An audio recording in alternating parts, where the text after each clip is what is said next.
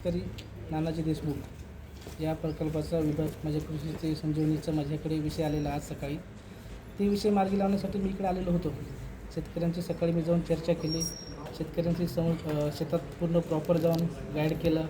त्या शेतकऱ्याला आपल्या हिंगोली जिल्ह्यामध्ये 15 लाभार्थ्यांना लाभ भेटला होता. 15पैकी 10चं शेड त्यांनी उभारून दिलेलं आहे. कंपनीचं नाव गो ब्रेकर कंपनी आहे. तर त्या 10 शेडचं उभारणी केलेली आहे. तर 5 शेतकरी जे आहेत आपले, त्या शेतकऱ्यांचा शेड अद्याप म्हणजे उभारण्यात आला नाही आहे. आलेला काही लोकांचा 2 की 3 लोकांचा आलेला, तर त्यांचं जे पहिल्या याच्यामध्ये खालीमध्ये पूर्ण शेड खाली पडला, कोसळला, तसं काहीही अस्तित्व नाही राहिलं. ते अस्तित्व मी जाऊन आज सकाळी बघितलं. अक्षरशः शेतकरी एवढे रडत होते माझ्याजवळ. ते मलाच कसं तरी असं वेगळं वाटलं. त्याच्यानुसार मी काय केलं, तिकडनं इकडे डायरेक्ट हिंगोलीला आलो. आमचे जिल्हाध्यक्ष बंधू कुटे त्यांच्याशी संपर्क साधला, त्यांची संवाद साधला, लेटर तयार केल्याच्यानंतर आम्ही जिल्हाधिकारी साहेब इकडे येऊन तात्काळ मला देऊ काहीतरी जर होतं का हे पण बघूया.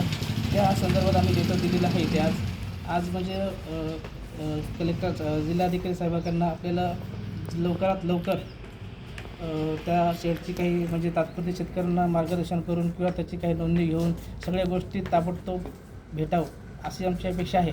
त्यांच्याकडे अशी आम्ही मागणी केलेली आहे. त्या संदर्भामध्ये परत आम्ही आता सध्या एक मिनिट